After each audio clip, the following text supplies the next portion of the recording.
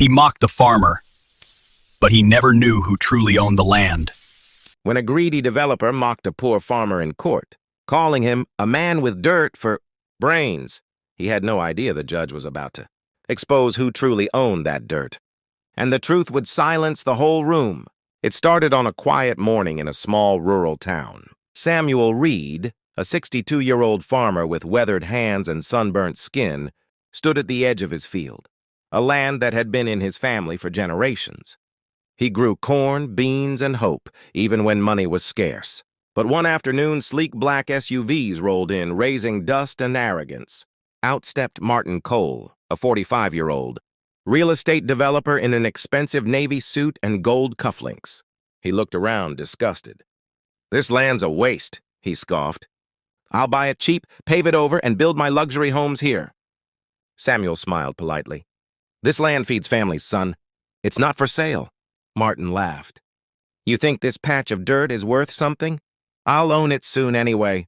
Weeks later, Martin returned with a team of lawyers and a forged document claiming he owned the land. Within days, Samuel was evicted, his crops destroyed by bulldozers. The small-town farmer who once fed the community was now sleeping in a friend's barn, heartbroken but not beaten.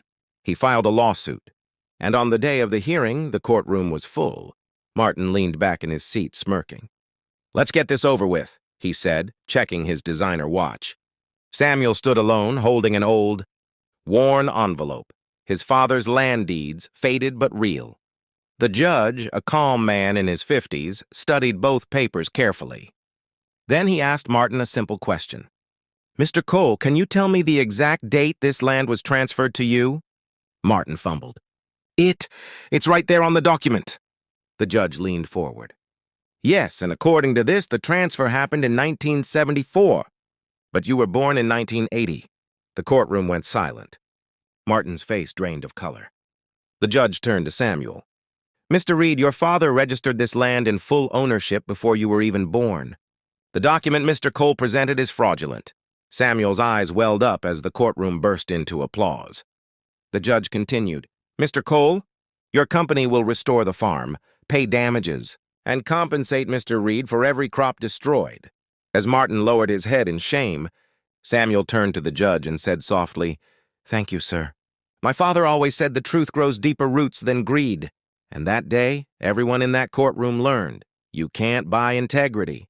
And you can't steal legacy. If this story touched your heart, make sure to like, subscribe, and share. Because kindness and justice should never go unnoticed."